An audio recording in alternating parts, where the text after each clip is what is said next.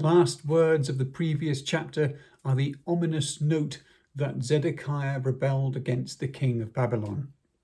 Rebellion brings great wrath and is extremely risky. You could be certain that if your rebellion failed, your disloyalty would be made an example of to deter other vassals who were also groaning under heavy tribute payments and who might be contemplating something similar. The famine described in verse 3 features in Lamentations and includes the ghastly line found in 4:10, "With their own hands, tender-hearted women have cooked their children." Verse 4 describes the breach which the Babylonians finally made in the wall. This, as well as two other events, became fast days in Jewish tradition. This breach was made in the 4th month, Tammuz, and Jews today mark it on the 17th. The soldiers reached the old part of the city where the temple was located in the following month, Av. The temple was set on fire on the 7th, which was the 16th of August, 586 BC. The second temple, built by Herod, was apparently destroyed on exactly the same day, 484 years later, by the Romans. The Jews hold a 25-hour fast to commemorate both events on the 9th of Av. The third tragedy, which is marked by a day of fasting, is the death of Gedaliah. The appointment of Gedaliah as a governor of those who remained by Nebuchadnezzar was a good choice and showed knowledge of the political situation in Judea. Gedaliah belonged to the Shaphan family, who supported Josiah and who were pro-Babylon once Jeremiah began to advise that course of action. Gedaliah's father, Ahikam, who we met in Josiah's story and was one of those who went to the prophetess Huldah, saved Jeremiah from execution, as recorded in Jeremiah 26.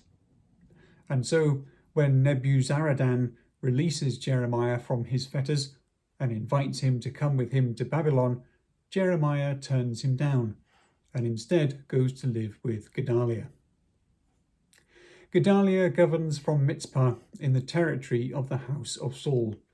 Thus, as one commentator observes, the end is like the beginning. The assassination of Gedaliah is the final blow, and some flee to Egypt, including Jeremiah.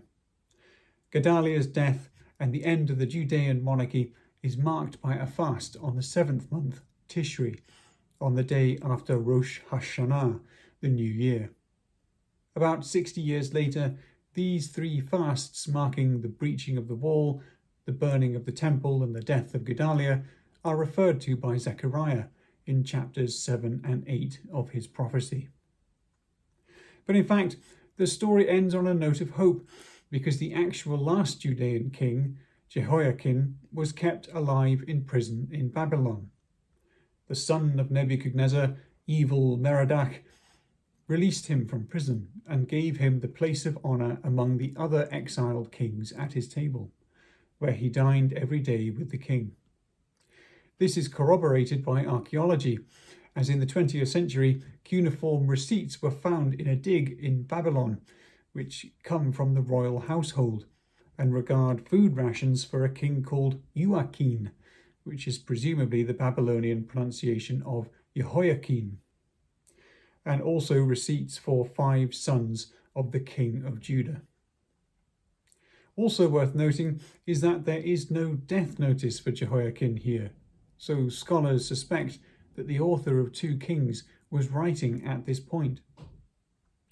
But this final story, where the king of Judah is released from prison, spoken kindly to and restored to favour, is taken as symbolic for Judah itself. Thus the story of the kings, despite so much tragedy, ends on a hopeful note.